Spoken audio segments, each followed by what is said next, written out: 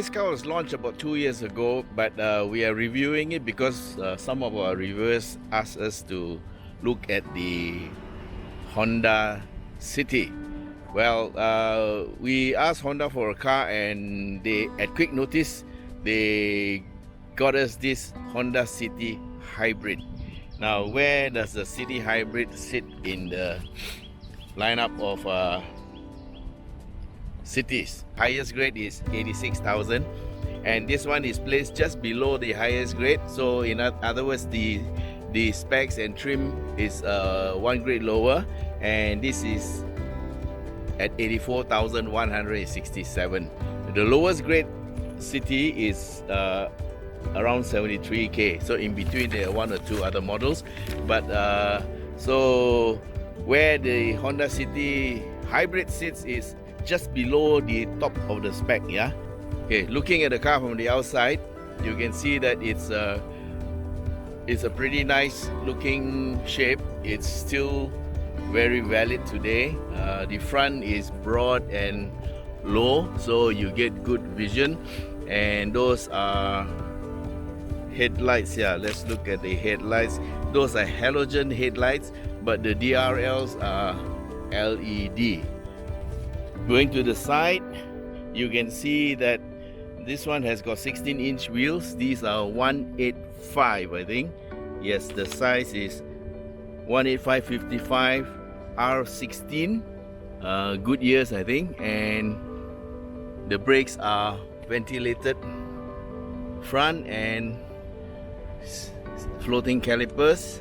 At the back, the tire size is the same. It's got drum brakes. Looking at the top, there is the shark fin antenna. I can never remember the name of this antenna. Yes, it's supposed to look like a shark's fin. Yes, this is the shark's fin antenna. And I keep on thinking of the movie Jaws. And at the back, as in the side just now, you see the hybrid. The side, the car looks pretty nice and sporty. And this is a shape that has caught on and everybody likes it. Okay, so there you are, having a quick look at the outside. Here's how you enter. The key is in my pocket, so I have the key in my pocket, which I haven't touched. I'm going to open it, press the button, and then I pull. Okay, then the mirror unfolds itself, and we look at the inside. But before we look inside the car, let's pull the bonnet. Bonnet catch here. And this is the fuel lid, and we're going to open the engine. The bonnet is a steel bonnet. Okay, cars like this don't have aluminum bonnets. Yeah, even though they try to keep the weight down, because it's mass produced, they cannot afford aluminum bonnets, but it will come one day. Okay, then this is the engine, the Earth Dreams engine from Honda. It's a 1.5, and yes, it is double overhead cam, 2 camshafts, and it is drive-by-wire system, and plastic inlet manifold. The engine, if you look at the bottom, the block is aluminum, so this is a lightweight engine, and it's part of the Honda Earth Dreams development to get better fuel economy. And you better believe me, we have got something like 20 over kilometers per liter. Yeah, that's very impressive. Of course, there's a hybrid system. Yeah, the engine by itself is a 4-cylinder, and it pulls 110 PS and 134 Newton meters of torque. There is an electric motor somewhere down there, you can't see it, but it has all the 29 horsepower, and it also delivers another 160 Newton meters of torque. So together the torque numbers don't add up, but it's a total of 170 Newton meters of torque, which is a pretty good amount of torque for an engine, for a hybrid. Technically, this engine is, or engine and electric motor combination, is much higher output than the standard 1.5. So therefore, it stands to reason that it is more powerful. Okay, down there is an electrical air conditioner compressor. Okay, so that means it doesn't have a belt running it. If you look down there, you can see at the bottom, yeah, this is the aircon hose and it goes down right to the bottom. There's a compressor at the bottom. So this compressor doesn't need a belt to run. So therefore, even if the engine is not running, all it takes is electrical supply and it can run your aircon even when your engine is not running. So that means in the start-stop function, when you are stopped at the traffic light and the hybrid system turns off the engine, your air conditioner runs on. Of course, that is dependent on the battery, or rather electricity available. Alright, so you can see down there the orange wires. Down there the orange wires, those are for the hybrid system, yeah. So this engine is quite well built and it fits into the compartment very well. Okay, now just to double confirm, yeah, this engine is different from the engine in the HRV hybrid. That one is a more upper class technology car. That engine has 130 odd horses, and compared to this one, which is only 110. So, but the gearbox is very similar. There is a 7-speed dual clutch transmission. The system allows the car to start off as an electrical vehicle first.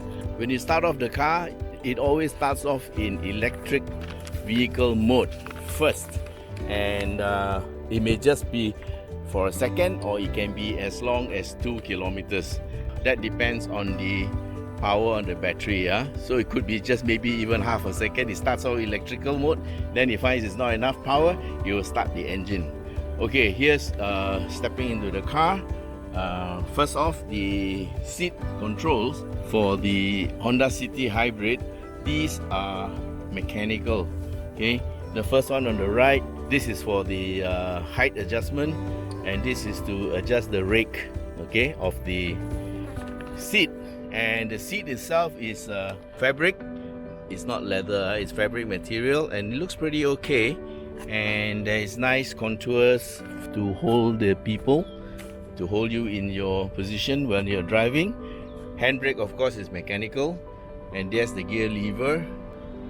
And along the side here, you can see the econ button that you turn on, and when you turn it on, the car runs on very economical setting. Okay, with key in my pocket, I press the start-stop button, and there's no sound.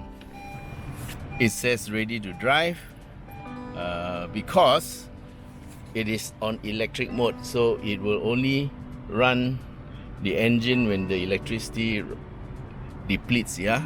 So it asked me to fasten my seat belts, and this is the meter, and we are sitting at the back of the car and looking at the passenger compartment. Okay, what I like about this car is, well, the steering is 13.5 inches or 14 inches, very standard size. That's very popular nowadays. And look, those are paddle shifters. One here, that's the plus, and that's the minus, yeah. So the paddle shifters are good for you to play, and on the steering you have your cruise control, that's there, and also this side is your source and your sound infotainment controls. Inside at the back of the steering is the telephone, and of course this one at the bottom here is your information button. When you toggle that button, then you get different information coming out at you on in the center of the screen. You see the MID screen, yeah. It tells you your information of fuel consumption, your range and all that. Now the meter has got a speedometer in the center. The ref counter is on the right.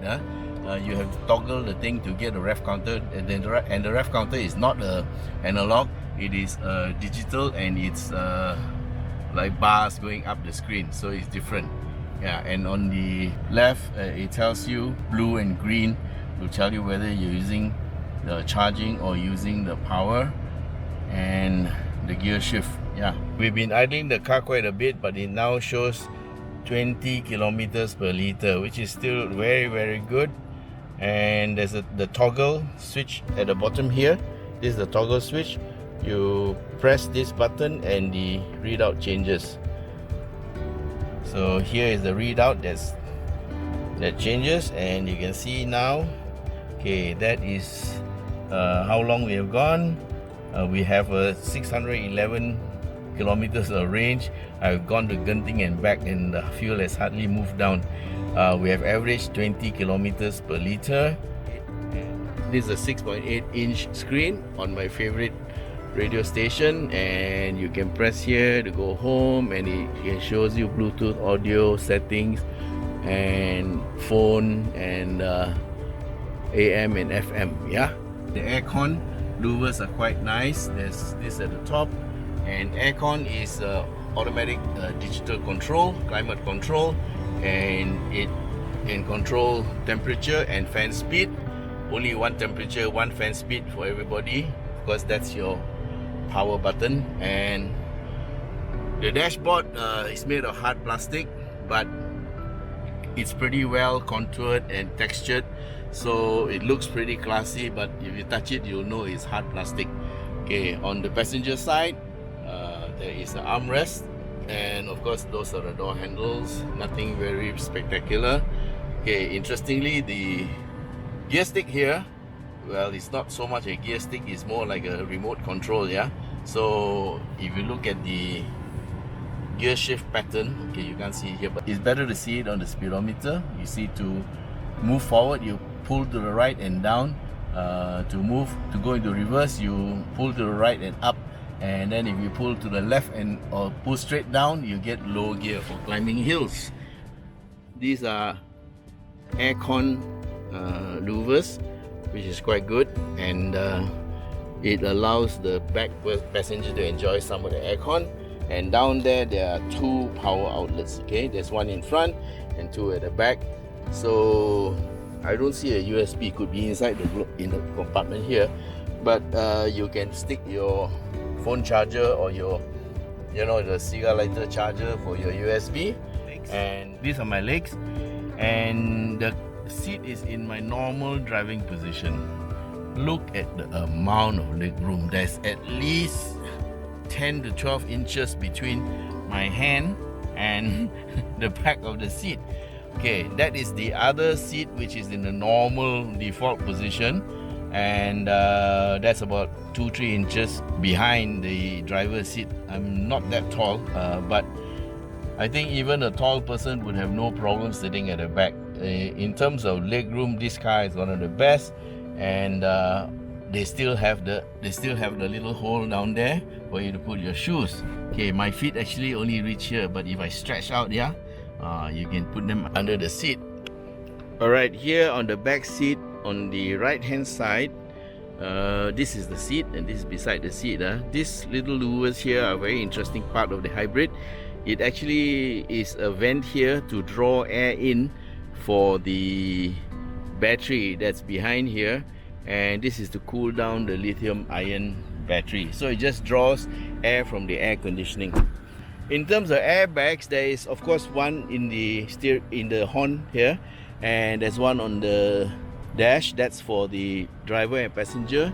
And then on the side you have side airbags, one, and of course on the other side I see 4. I cannot see if there are any others, but I could be wrong.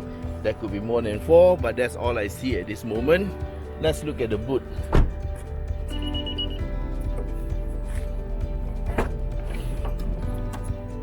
Okay, there's a reverse camera, and the boot is pretty big. It's 536 liters of boot space. Somebody left an umbrella in the car. And let's look at the spare. Okay, there's no spare tire for this car. Yeah, and they have the toolkit and the tire inflator. Yeah, they have a tire inflator. So this one has got no spare tire. This is the rear release. Let's see what happens to the seat. Yes, so the seat can be released. by pressing the button. That's the top tether for the child seat, yeah. So the rear seat split. So that's the rear. That's it for the Honda City Hybrid. Thank you for watching, and don't forget to subscribe, yeah, and look out for our video on the drive.